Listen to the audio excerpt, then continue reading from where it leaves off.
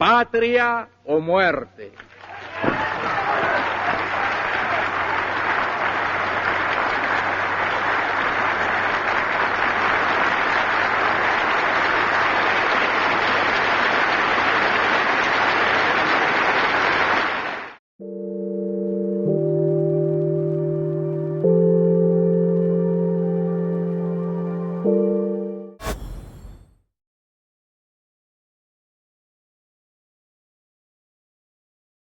Episode 2, Why Iceland Matters. 1. The Geometry of Fate. If Episode 1 was about the return of empire, then Episode 2 is about something more disturbing, the cold, silent mechanics of how it happens. It is a common error to believe that nations die because of ideology. We tell ourselves stories about clashes of civilizations, about democracy versus autocracy, about freedom versus tyranny. These are comforting fictions. They suggest that the human spirit matters, that morality is a variable in the equation of survival. But the truth is colder. Geography, not ideology, decides the fate of nations. Because no empire begins with hatred. It begins with maps. Not the kind taught in schools, political maps with clean borders, cheerful national colors, and the reassuring solidity of sovereign names. Those are maps of how we wish the world worked. The maps that matter are different. They are strategic maps. Cold maps. Mathematical maps. They are generated in windowless rooms in Virginia, in Moscow, in Beijing, by algorithms that do not know the difference between a city and a target. These maps do not care who lives where. They do not care about culture, or history, or self-determination. They care only about what passes through. They measure choke points, missile flight times, fiber optic latency, and resource density. And in those maps, Iceland is not a country. It is not a proud island nation of poets and fishermen. It is a lever. 2. The melting corridor. To understand why this peaceful rock in the North Atlantic became the fulcrum of the 21st century, we need to strip away sentiment and return to first principles. We must look at the world through the eyes of naval planners, missile engineers, and intelligence agencies, men and women who have trained themselves to think in probabilities, not values. For them, the North Atlantic is not an ocean. It is a corridor. For most of the 20th century, that corridor was frozen, literally and strategically. The ice was a wall, a physical limit that simplified the game. The Cold War was terrifying, yes, but its geometry was predictable. Submarines played cat-and-mouse games in the deep black water, tracking each other's thermal wakes, but they moved in established lanes. The ice cap protected the northern flank. The world was locked in a grim but stable stasis. Then the ice began to melt. It did not melt symbolically, as a metaphor for warming relations. It melted physically, brutally, irrevocably. Satellite imagery began to show the impossible, dark blue water appearing where white sheets had stood for millennia. Shipping lanes opened up, routes that cut thousands of miles off the journey between Asia and Europe. Suddenly, the Arctic was no longer a frozen wasteland, it was the most valuable maritime real estate on Earth. Simultaneously, a different kind of thaw was happening on the seabed. Fiber optic cables multiplied like a nervous system across the ocean floor. These glass strands carried not goods, but reality itself, trillions of dollars in high-frequency trades, the private communications of governments, the command codes of nuclear arsenals. The geometry of war changed. Early warning radar arcs shifted north. Hypersonic missile technology meant that flight times were no longer measured in reassuring minutes, but in terrifying seconds. The strategic depth that had protected North America for 2 centuries evaporated. Suddenly, the North Atlantic was no longer peripheral. It was central. And at the exact center of that center, sitting like a spider in the middle of a trembling web, sits Iceland. 3. The compression of time. Arctic geopolitics is often misunderstood by the public. We see photos of starving polar bears and attend climate conferences where politicians make promises they intend to break. But for the military strategist, the Arctic is not about environment. It is about the compression of time. When missiles fly faster and trade routes shorten, the margin for reaction collapses. A threat that once took hours to manifest now arrives in minutes. In this high-speed reality, he who holds the ground holds the clock. Control the Arctic corridor, and you control the heartbeat of the Northern Hemisphere. You control transatlantic trade, the lifeline of the Western economy.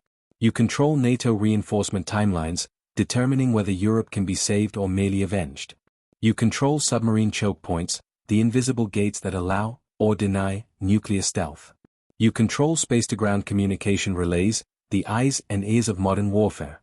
You control first strike detection geometry, the ability to see the arrow before it hits the heart.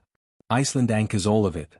In the dusty manuals of Cold War terminology, this stretch of water was called the GIUK Gap, Greenland, Iceland, United Kingdom.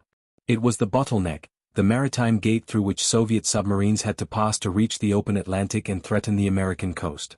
Back then, Iceland was defended by proxy. It hosted a NATO base at Keflavik.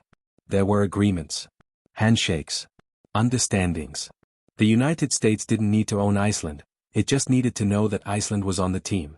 But proxy defense only works when the system enforcing it is credible. It relies on the absolute certainty that the protector will show up. And credibility is precisely what the post-Cold War order lost. 4. The death of neutrality. Here is the uncomfortable truth rarely said aloud in diplomatic receptions: neutrality is a luxury. Neutrality is only respected when it is inconvenient to violate it.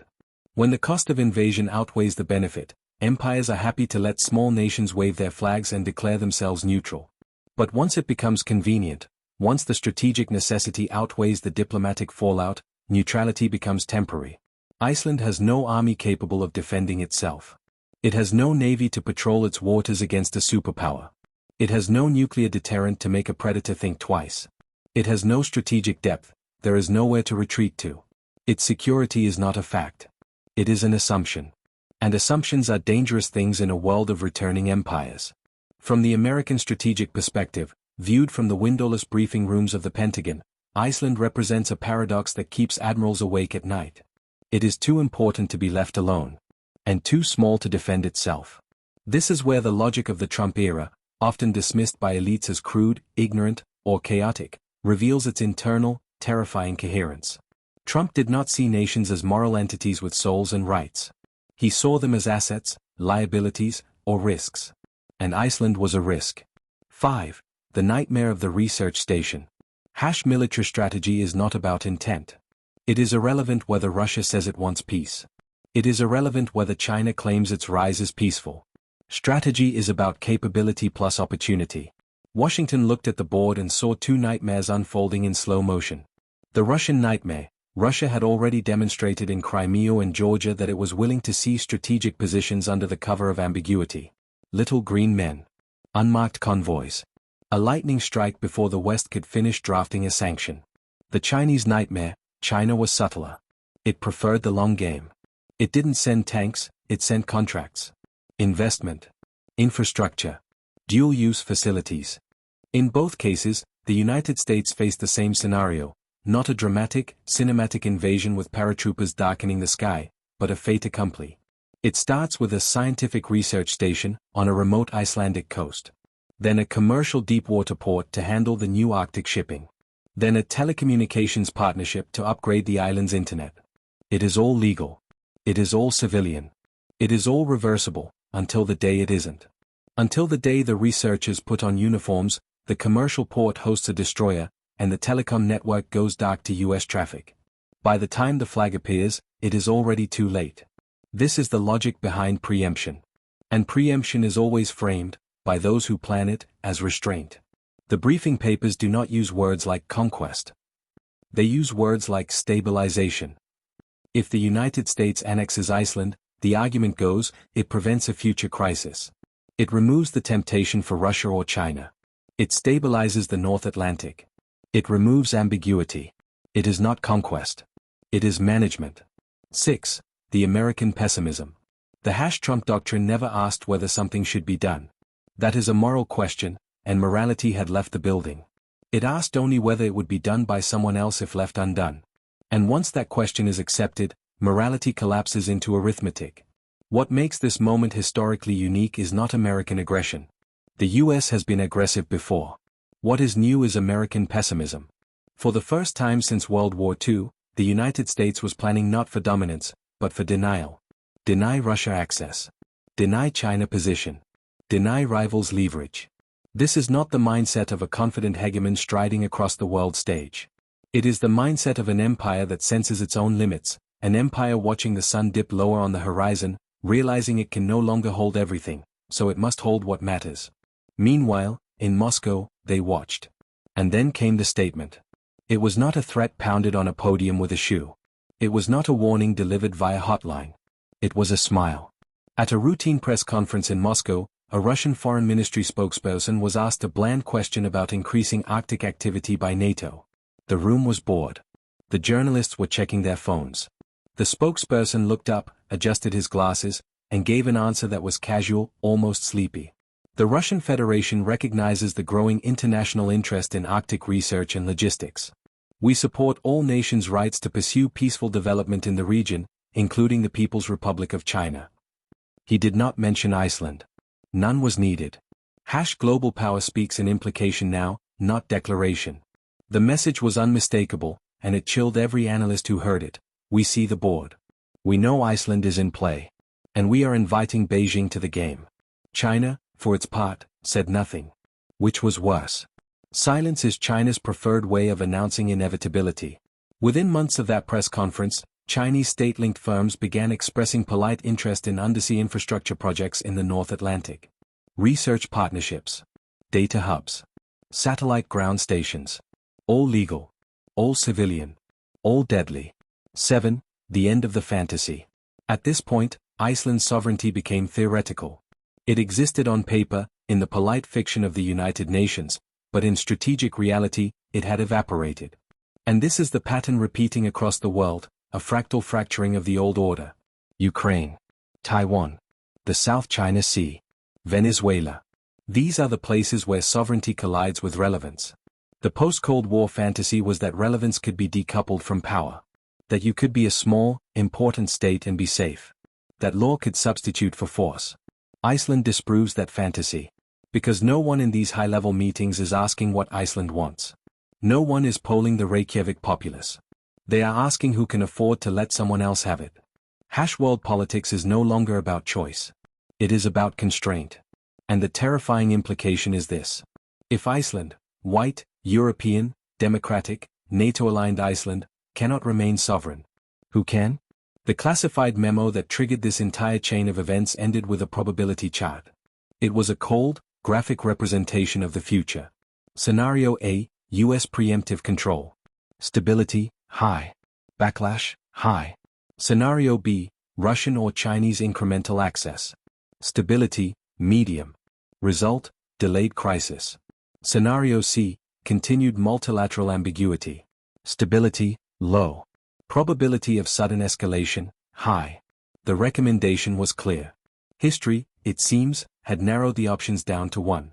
And while the public debated whether Trump was serious, or joking, or insane, while the cable news pundits screamed about tweets and scandals, something far more important was happening in the quiet rooms where the real decisions are made. Strategists across the globe were updating their models. They were no longer asking if borders would be violated. They were asking which ones first. 8. The other map. But there is always another map. Somewhere else, far from the freezing winds of the Arctic, far from the grey waters of the North Atlantic, another kind of geography was being studied. A woman, whose name has not yet appeared in the headlines, sits in a room filled with books, not servers. She is looking at a map, but it is not a map of ice or cables or missile ranges. It is a map of languages.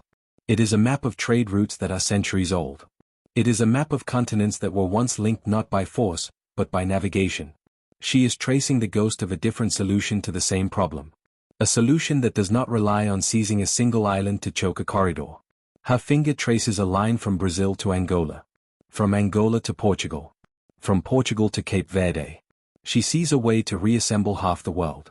That idea has not yet entered the public imagination. It is still a whisper, a theory, a historical curiosity. But it is coming. Because if Iceland matters this much, if a single rock in the ocean can dictate the strategy of superpowers, then scale is the only refuge left. The small are food. Only the giants will survive. And so, the race begins. Not just to conquer territory, but to build something large enough to withstand the return of empire.